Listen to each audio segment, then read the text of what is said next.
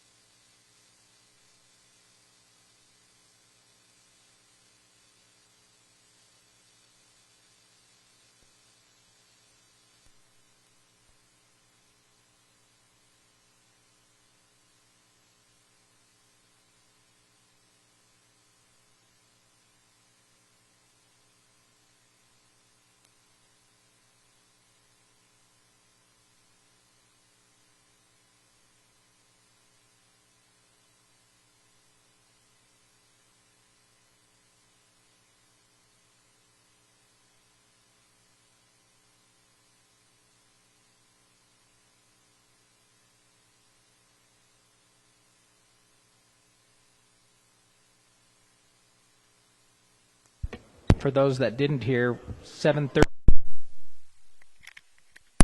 possibly more.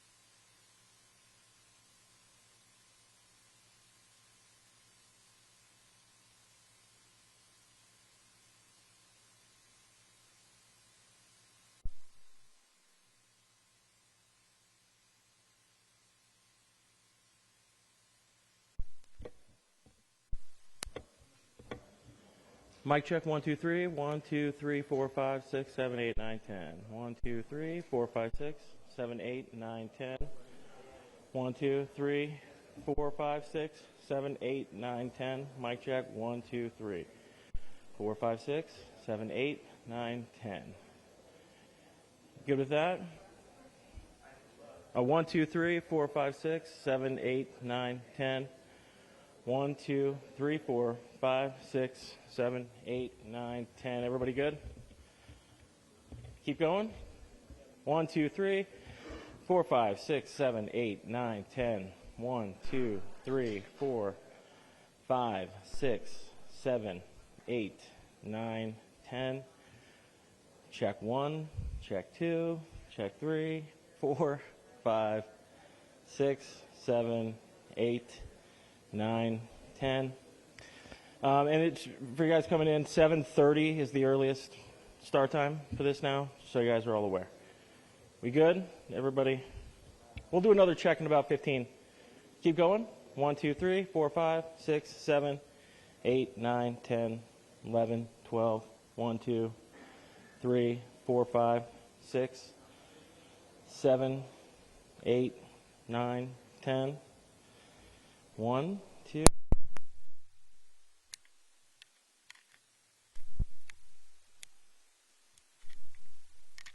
One, two. Check, check, check. 1, 2, 3, 4, 5, 6, 7, 8, 9, 10. Check, check, check. 1, 2. Check, check, check, check. Check, check, check. 1, 2, 3, 4, 5, 6, 7, 8, 9, 10. Checking. 1, 2, 3, 4, 5, 6, 7. We'll come back up in about 10 or 15 for another one.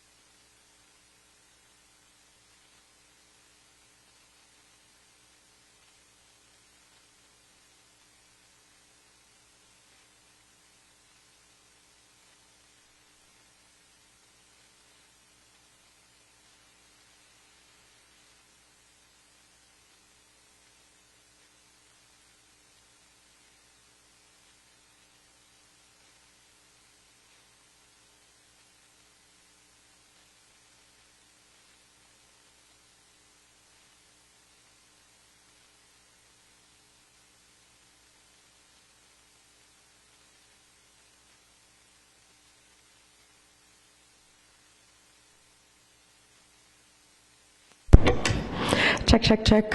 1, 2, 3, 4, 5, 6, 7, 8. Check, check, check.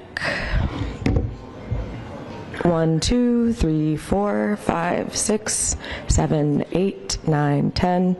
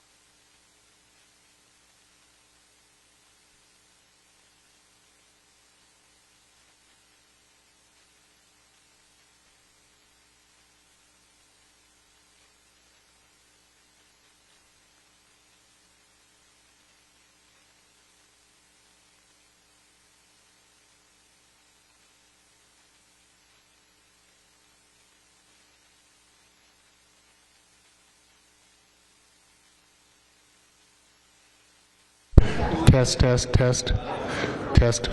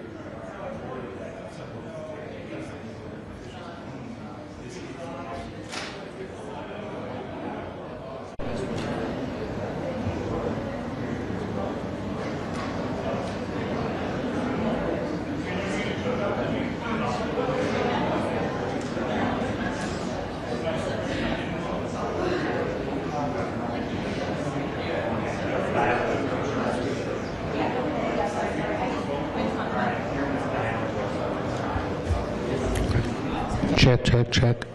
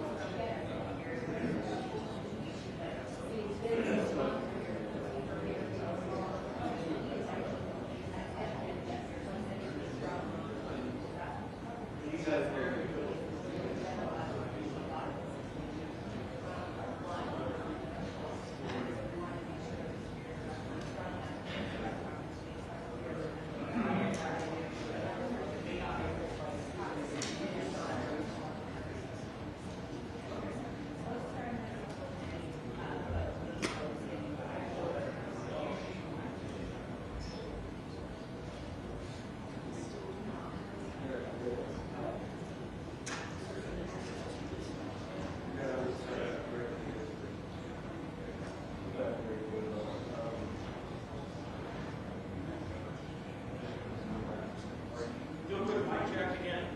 You guys need it? Check 1 2. Check 1 2. Check mic check 1 2 3 4 5 6 7 8 9 10. 1 2 3 4 5 6. We're hoping to get at least a 3-minute warning when they start walking, but we haven't got that yet. So 1 2 3 4 5 6 7. Everybody good? 1 2 3 4 5 6. Good?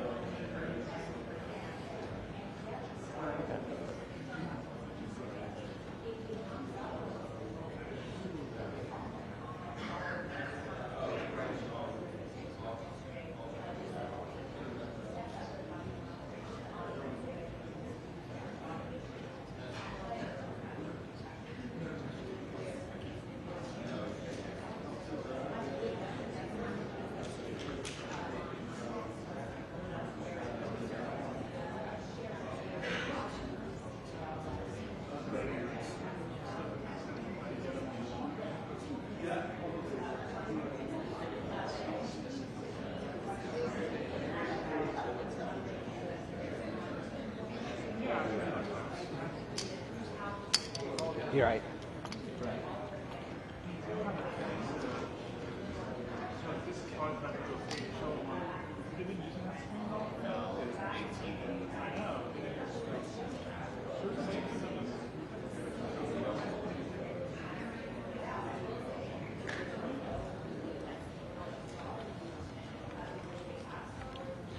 So still no official word on the start time. We will try to give at least a 5-minute warning on that, but we'll do our best on that. So.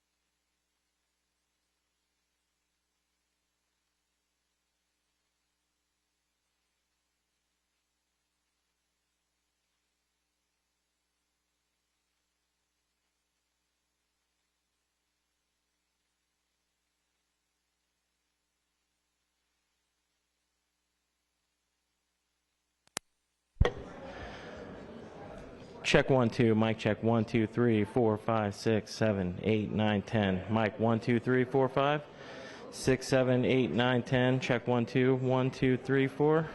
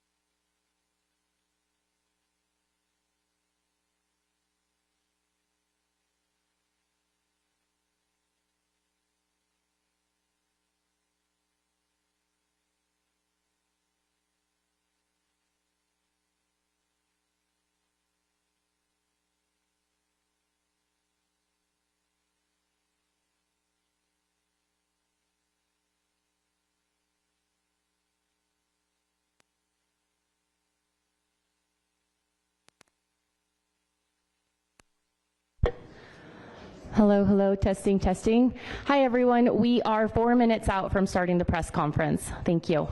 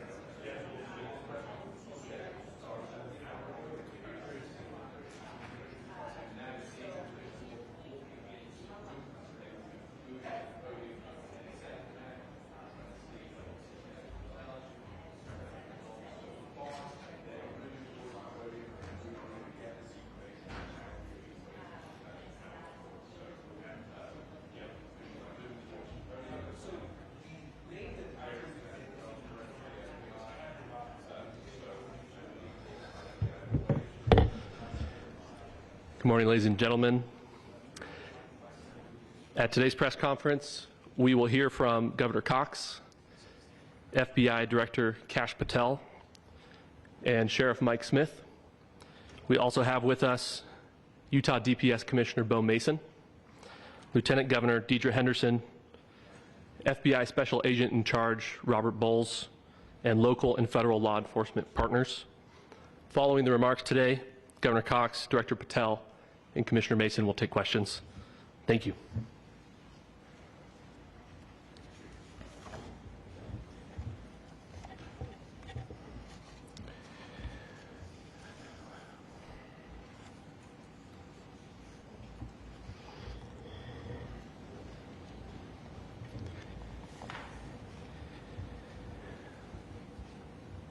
Good morning, ladies and gentlemen.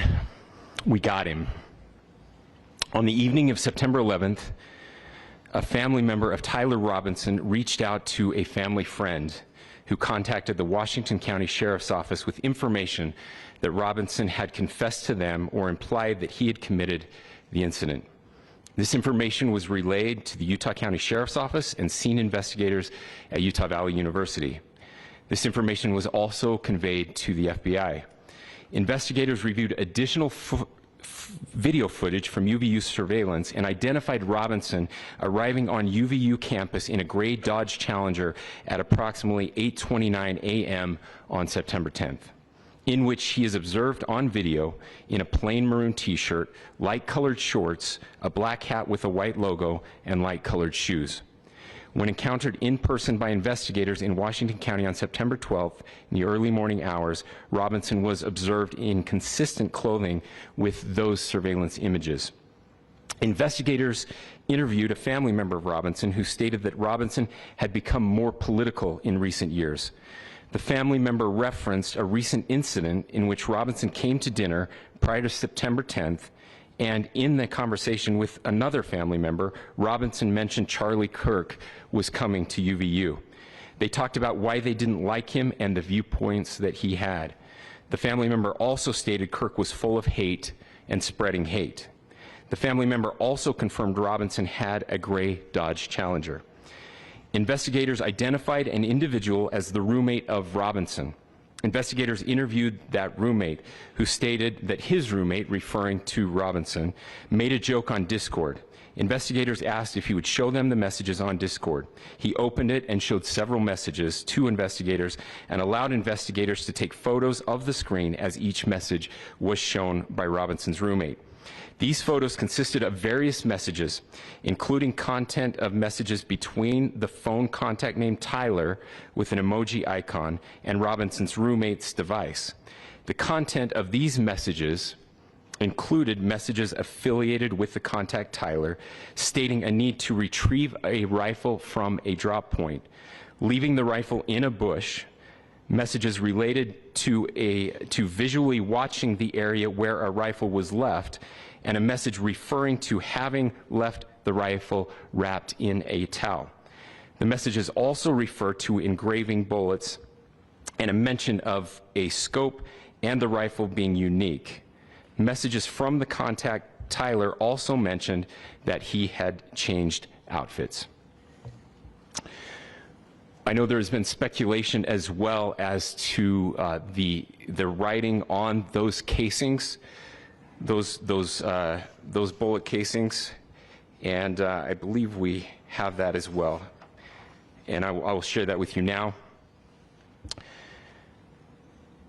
So the area north of Campus Drive Road where the suspect crossed over, you saw some of that in the video that we released last night, consists of a grassy area with trees on the edge of the UVU campus. Investigators discovered a bolt-action rifle wrapped in a dark-colored towel. The rifle was determined to be a Mauser Model 98 30-06 caliber bolt-action rifle. The rifle had a scope mounted on top of it.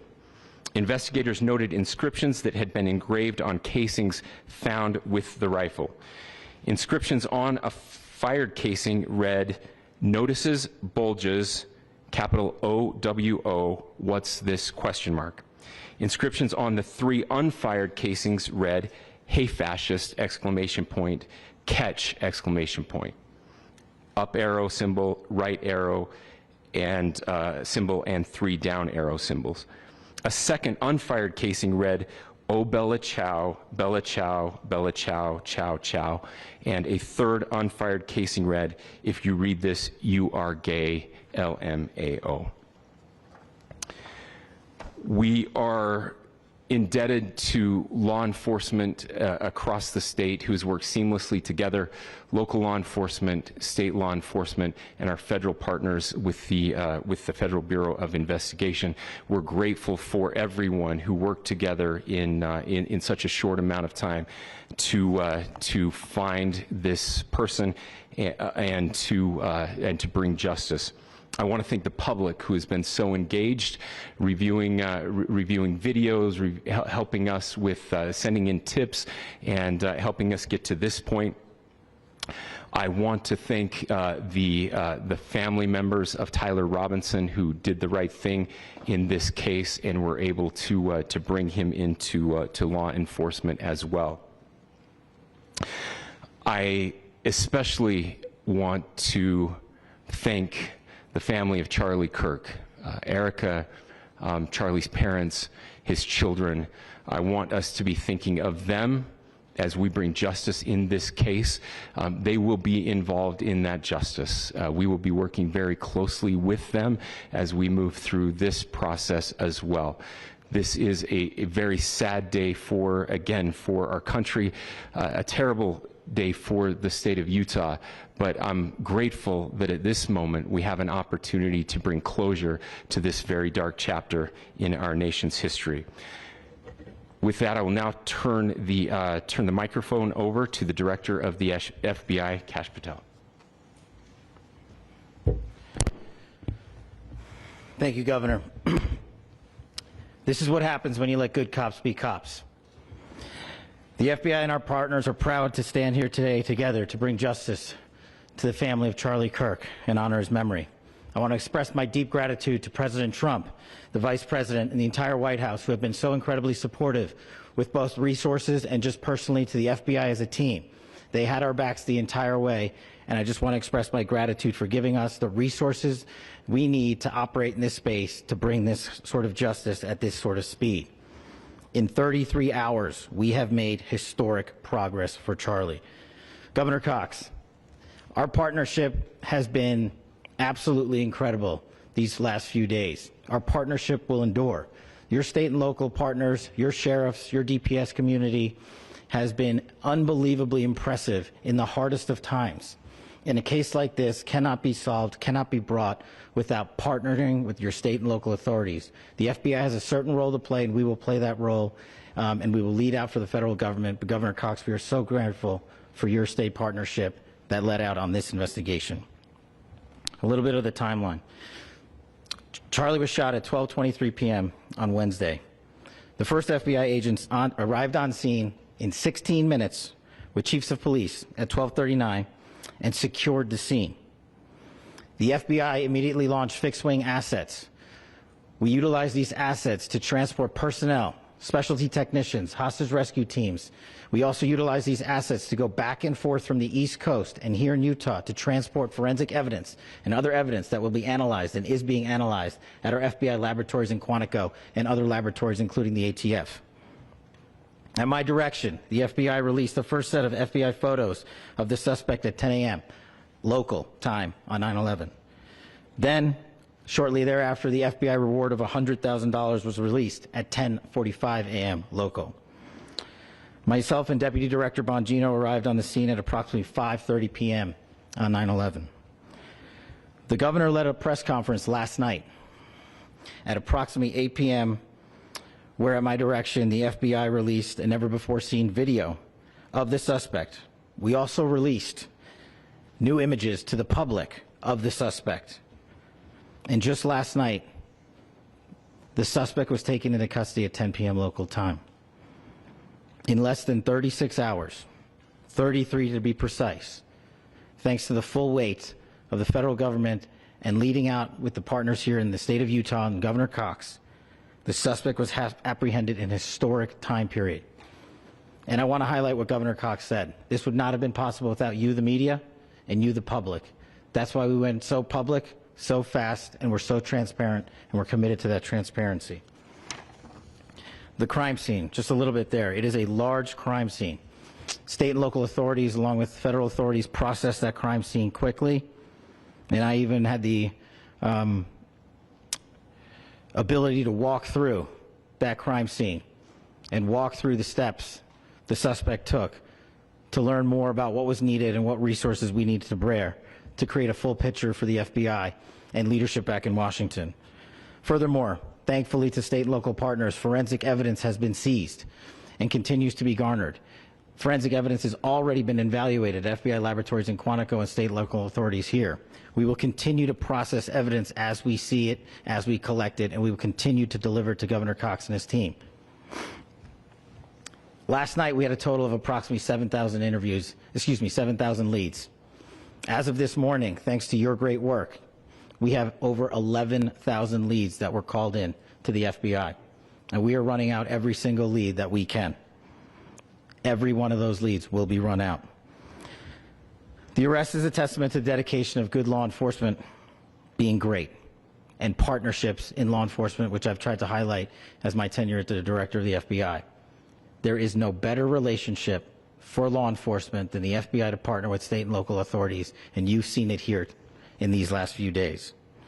The FBI Salt Lake field office, along with our offices in LA, Phoenix, Denver, San Antonio, Las Vegas, Pittsburgh, Buffalo, our headquarters component in Quantico, all participate in the FBI. I want to express my deep gratitude to the employees of the FBI, the men and women, the evidence response team tacticians, the special operators, the agents, the support staff. You have done monumental work in historic time when the public, who had a right to demand such an expeditious solving of an investigation, the FBI answered that call diligently, critically important to our nation, and we delivered. And I'm proud to be their leader, and I'm proud to be the director of the FBI. This is a very much an ongoing investigation, as the governor said, and we will continue to work with state and local authorities to develop the investigation, to provide them the evidence they need for their ongoing prosecutions, and we will be here to answer every call they absolutely have, as long as it takes, for as long as we need to find and apprehend whatever suspects were involved in this crime. Lastly, to my friend Charlie Kirk, rest now, brother. We have the watch, and I'll see you in Valhalla.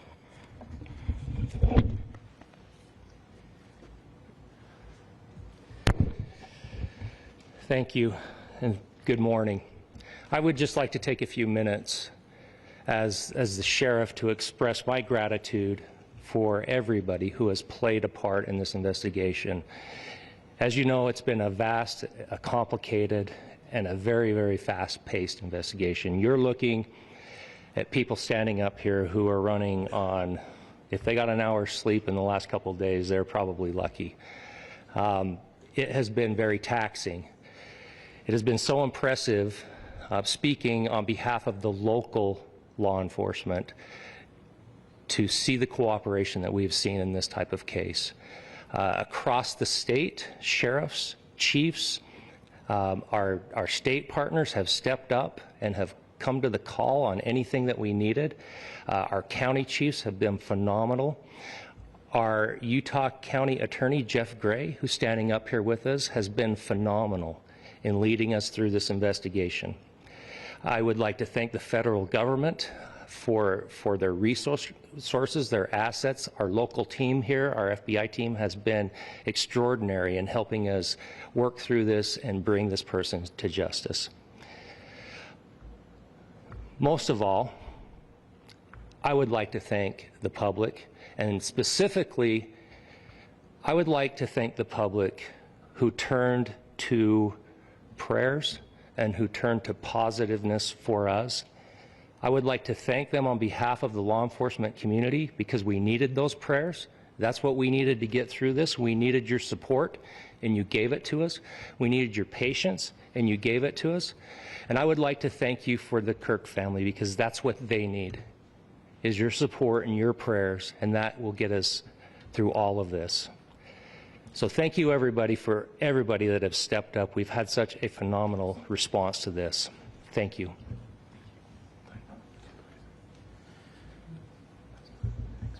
I also want to give a special thanks to the Attorney General and the Department of Justice. Their unwavering support and their commitment to justice is shown true here.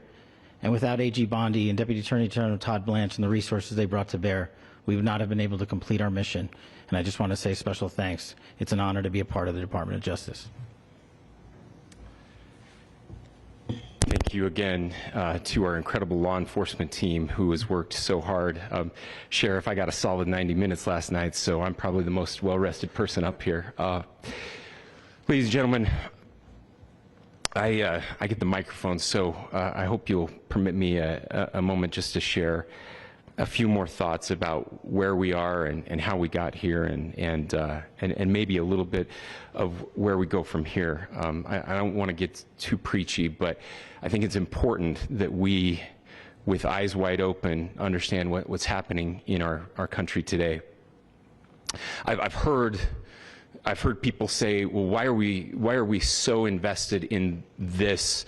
There's violence happening all across our country, and violence is tragic everywhere. And every life taken is a child of God who deserves our love and respect and dignity.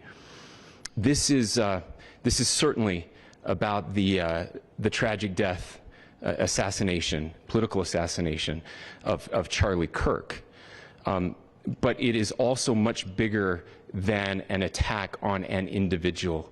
It is an attack on all of us. It is an attack on the American experiment. It is an attack on our ideals. This cuts to the very foundation of who we are, of who we have been, and who we could be in better times. Political violence is different than any other type of violence for lots of different reasons. One, because in the very act that Charlie championed of expression, that freedom of expression that is enshrined in our founding documents, in having his life taken in that very act, makes it more difficult for people to feel like they can share their ideas, that they can speak freely. We will never be able to solve all the other problems, including the violence problems that people are worried about, if we can't have a clash of ideas safely and securely. Especially those ideas with which you disagree. That's why this matters so much. Over the last 48 hours, I have been as angry as I have ever been, as sad as I have ever been. And it was, as anger pushed me to the brink, it was actually Charlie's words that pulled me back. I'd like to share some of those. And specifically right now, if I could, I need to talk to the young people in our state, in my state, and all across the country. As President Trump reminded me, he said, you know who really loved Charlie? The youths. And he's right. Young people loved Charlie, and young people hated Charlie.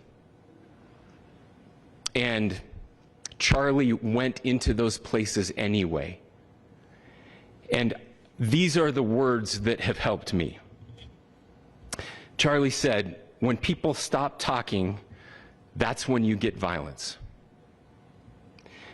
He said, the weak can never forgive. Forgiveness is the attribute of the strong. The only way out of the labyrinth of suffering is to forgive. Welcome without judgment, love without condition, forgive without limit.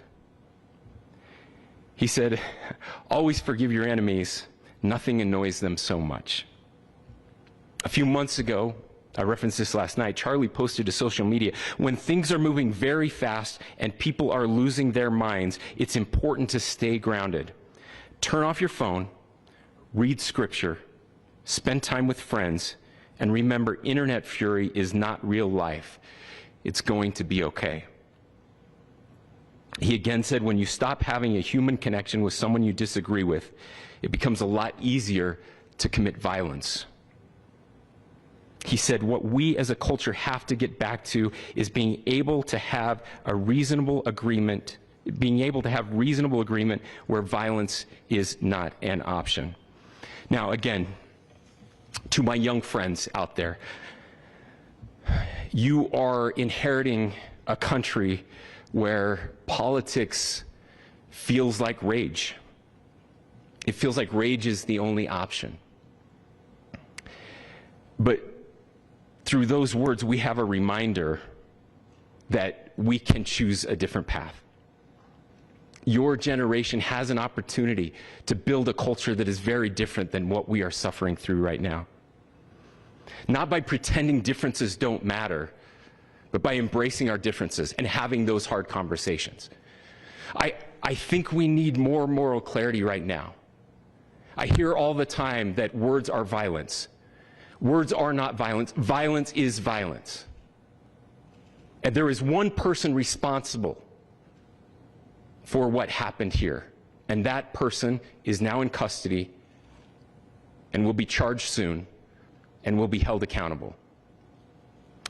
And yet, all of us have an opportunity right now to do something different. I want to thank my fellow Utahns. You know, this bad stuff happens. For 33 hours, I was praying that if this had to happen here, that it wouldn't be one of us. That somebody drove from another state, somebody came from another country. Sadly, that prayer was not answered the way I had hoped for, just because I thought it would make it easier on us if we could just say, hey, we don't do that here. And indeed, Utah is a special place. We lead the nation in charitable giving. We lead the nation in service every year. But it did happen here. And it was one of us. But I want you to look at how Utahns reacted the last 2 nights. There was no rioting. There was no looting. There were no cars set on fire. There was no violence. There were vigils and prayers and people coming together to share the humanity. And that, ladies and gentlemen, I believe is the answer to this. We can return violence with violence. We can return hate with hate. And that's the problem with political violence, is it metastasizes. Because we can always point the finger at the other side. And at some point, we have to find an off-ramp, or it's going to get much, much worse. But see, these are choices that we can make. History will dictate if this is a turning point for our country. But every single one of us gets to choose right now if this is a turning point for us. We get to make decisions. We have our agency. And I desperately call on every American, Republican, Democrat, liberal, progressive, conservative, MAGA, all of us to please, please, please follow what Charlie taught me. I'll just conclude with words I share often from a friend and author, Yuval Levin, who was asked if he was optimistic about our country. And he said, I'm not optimistic. He said, I hate optimism. Like, that sounds bad. But he said, optimism is a vice. It's this idea that good things are just going to happen. And he said, in the history of the world, good things have never just happened. He says, I'm not optimistic, but I am hopeful. And hope is the virtue that sits between the vices of optimism and pessimism. Hope is the idea that good things are going to happen because we can make them so. I still believe in our country. And I know Charlie Kirk believed in our country. I still believe that there is more good among us than evil. And I still believe that we can change the course of history. I'm hopeful because Americans can make it so. Ladies and gentlemen, we're happy to answer any questions you might have. Governor, can you please speak to whether the suspect is speaking with authorities and his demeanor, Tyler Robinson, when he turned himself in? I cannot speak to that right now. Governor, how do you interpret the engravings on casing? Well, I will leave that up to you to interpret what those engravings mean. I think the clearest one that says "catch fascist," there's not, and by the way, that's like catch like a ball, catch this. That's I think that speaks for itself. Governor, you indicated that he had been communicating. Please. This level of hatred that this person expressed in the dinner. Beyond that, is there anything in your view that you discovered that may have radicalized or changed him to prompt him to commit such a horrific? There's nothing more that we can share at this time. Governor, you indicated that he had been communicating with a friend on Discord about the gun. Do you anticipate any more arrests? We do not at this time have any information that would lead to any additional arrests. Do you believe he acted alone? Yes, but the investigation is ongoing. How he came into custody of police and where he is right now? Yes, so right now, Mr. Robinson has been booked into the Utah County Jail.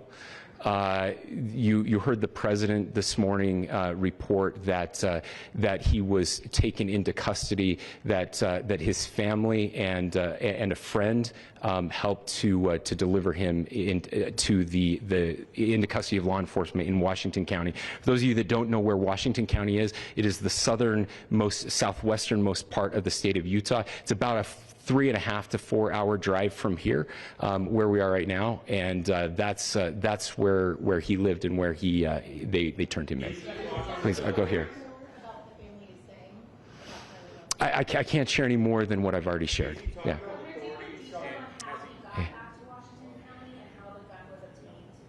So how we obtained the gun was found here. So I don't have much more details on that. We do know that he drove. We had his car here on campus, and then we had his car going south back to the St. George. It's actually the city of Washington in Washington County. Is he talking with authorities and did he discuss a motive? I'm sorry? We don't have any information that would lead us to believe that. Yes, in fact, it was just released. Yes. Is he talking with authorities and did he discuss a motive? I can't answer that right now. Yeah, thank you. Over here.